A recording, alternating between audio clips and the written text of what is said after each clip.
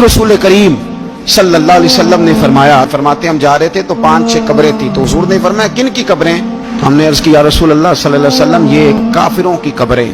तो अल्लाह के रसूल सल्लल्लाहु अलैहि वसल्लम फरमाने लगे अगर मुझे डर ना होता कि तुम अपने लोगों को, मरने वालों को कब्रों में दफन करना छोड़ दोगे तो मैं सुनाता कि कब्र के अंदर किस तरह अजाब होता है। फिर हुजूर ने सहाबा से फरमाया चलो भाई दोज़ख के अजाब से अल्लाह की पनाह मांगो। हम दोज़ख के अजाब से अल्लाह की पनाह मांगते हैं। फिर नबी पाक सल्लल्लाहु ताला अलैहि वसल्लम ने इरशाद फरमाया तुम सब कहो कि हम कब्र के अजाब से अल्लाह की पनाह मांगते हैं। तो सहाबा ने कहा हम कब्र के अजाब से अल्लाह की पनाह मांगते हैं।